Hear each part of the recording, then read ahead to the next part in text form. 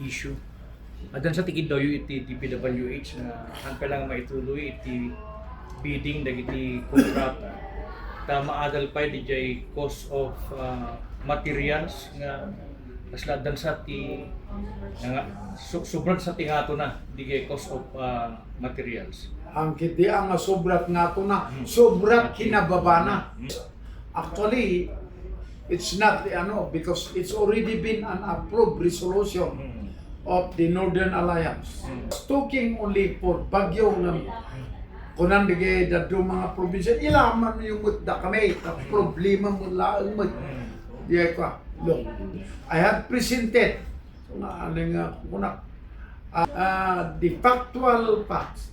Dito yung makungkunan. Initial ti public works in highways, ije cost, materials, project, CMPD, na kunada, pa. Look, ti semento, ti cost na ijay, Baguio City, 29. 209, I should say, 0.37. At saka di magatang mo nga, per bag ito nga 209. Ti cost ti semento to'y nagasat ka, no makagatang ka ti 235 to 240. That's the cost of bag of cement in the city of Baguio. Okay. Second, there is sand and gravel. Sand. 450. Ito pa ibaba. O magatang mo nga 450 sand na per cubic meter. In Palangco, di ay estimate ng usaran ti City Engineer's Office 1,500 per cubic meter. Ti canvas ti public works and highways from the different construction warehouses nga gilaklako. Diyan mo't lang ti So what do you expect with these projects that are to be implemented? Either na awan ti agbid nga contractors or makaituran nga big contractors. What will be the quality of the projects?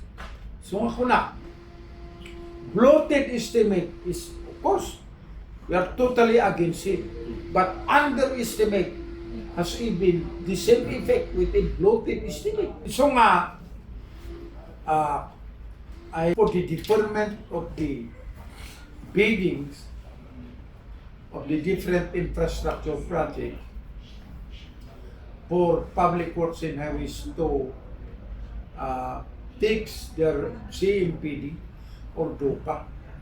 Told the public works and highways, you can go and validate the cost of construction materials in the city of Baguio. And the cost estimate must be to that rates. Agikadang kayo iti cost estimate nga talagang is too low compared to the actual prices of construction materials in the city of Baguio. So nga deta akit, sita ko na malaksig ka na kami nga congressmen, madadail tayo amin dita, even the administration. So the resolution was unanimously approved. I did not know ako na tupay. Engineer Noki, tadami Engineer Noki to. Engineer Noki representing the DA. Ay, kuna kan iso na. Why are you not talking? Here are your canvas. Simik, ang nga makatagari ni Director Tanggol, kuna di mumot ipinagtanggol di kuna medyo emotional ang pimagiyata. Ay sus, kunanan ni ko, hindi nire-review nila, magagawa diyan.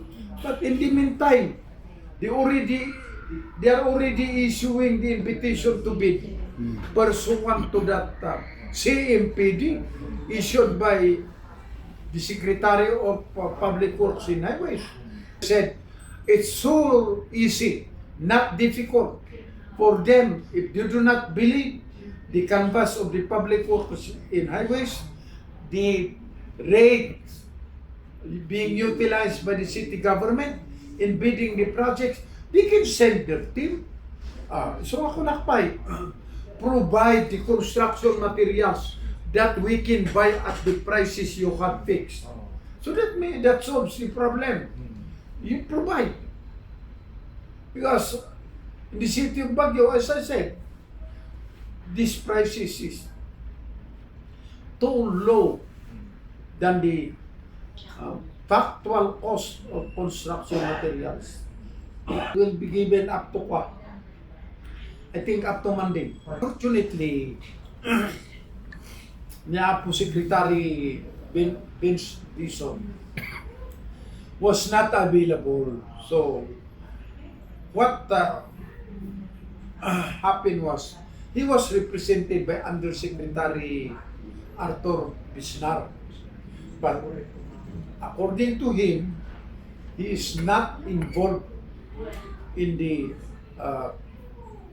determination of the CMPD for cost of construction materials because his assignment is implementation. So all that he can say is he will bring it to the attention of the secretary. So diyan ko nakaisos. Awan that compelled me to move that they have to defer the bidding of the infrastructure projects for them to review their CMPD per area and fix the rates pursuant to the cost of construction materials in the same area.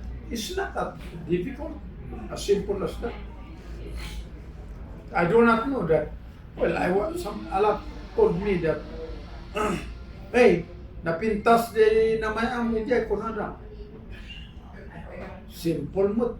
Because as I said during the deliberation, this is a very serious problem. We might be taking this lightly. To me, this is a very serious problem which must be fixed. Ano ba feedback from contractors or the organizations of contractors? Well, agang-angal ti contractor because a lot of them do not know yet that that is the CMPD. But those who have known about it, talagang agang-angal da. These projects for 2026 lang dati, sir, or no? Starting this 2026 and upward, if it will not be corrected. Rigat na dijay, they will mandate the implementing agency nga to certify na sinurot na dijay si impeding nga fix da liable ni isuna no ang handa nga surutan iso nga alos po na sino nga manunti liable no, if you fix a price which is not in accordance with the actual price of the construction materials in the place where the project is to be implemented. Now, diya pa bagak na presyo, 209 point something per bag. Cement adetoy. To make it worse, nakakabili diya nga that's considered as delivered on site. In short, awan ti howling mo kan hunting mo. Awan. So I do not know what's the madadaol ti kwata projects no kasjay ti talaga nga kasi tayo ko na alright, you come out with this construction materials, sir, we will buy it from you even if nayunan tayo kasi depresyon in fix you